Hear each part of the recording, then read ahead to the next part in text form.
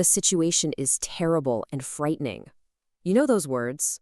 They aren't from today's headlines.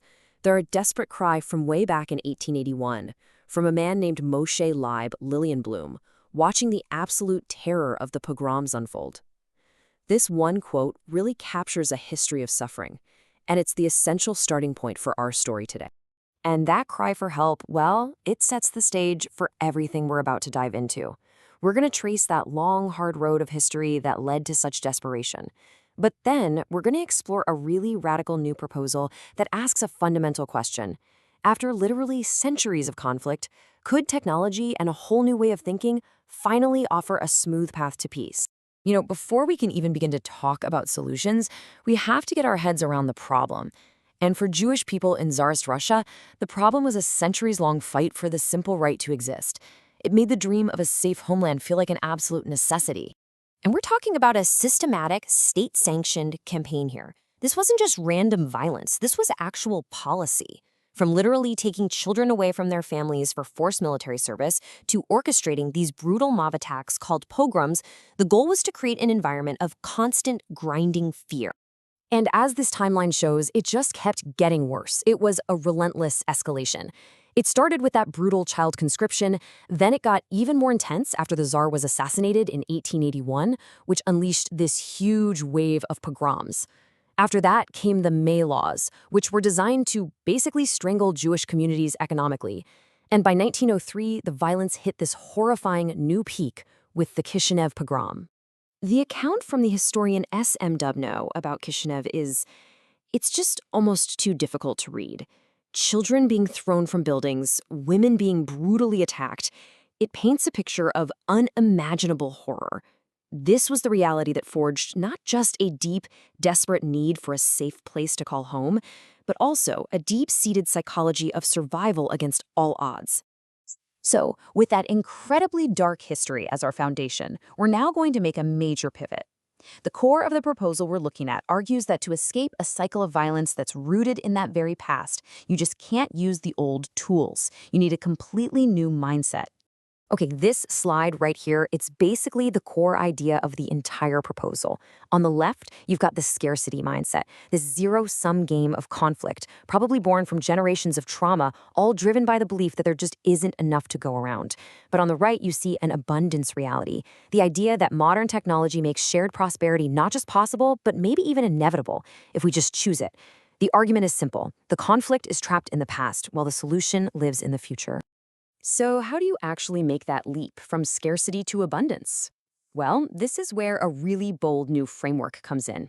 It's pitched as an operating system for peace, a blueprint for building a new reality based on 3 core pillars. This diagram shows you the engine of the whole plan.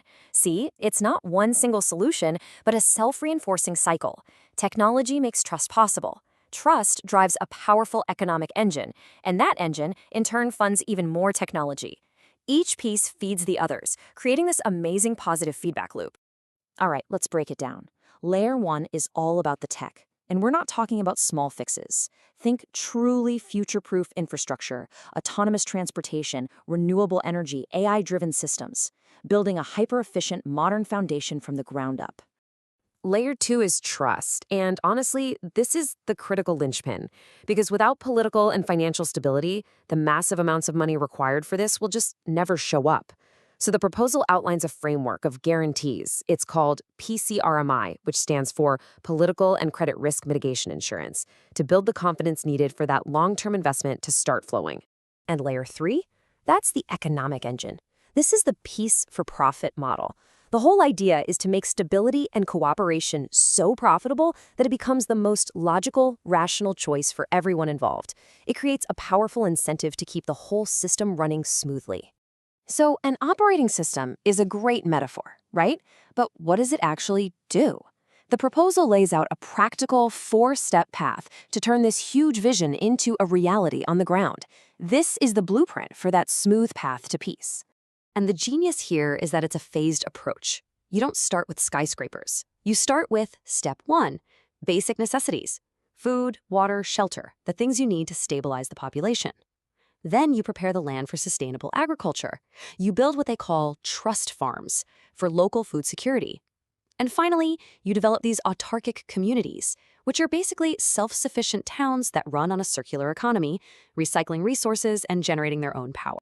And to make that very first step tangible, the plan even includes a product, the Barnes Miracle Bar. Now, it's more than just a nutrition bar. It's a simple, locally producible item that meets a basic need while also creating jobs and a microeconomy from day one. It's a really small start to a very big idea. Now, to power all of this, the plan calls for something, well, something unprecedented, a performance engine driven by a strategic alliance of the world's biggest tech leaders. You've got Google to help reshape collective consciousness through information, Amazon to handle the global logistics, and Tesla and SpaceX to build all that future-proofed infrastructure. So we come full circle. We started with the long, hard road of history, this story of persecution that created an urgent, desperate call for a safe home. And we end with a vision that tries to answer that call, but in the language of the 21st century. This final diagram here really tries to bring it all together.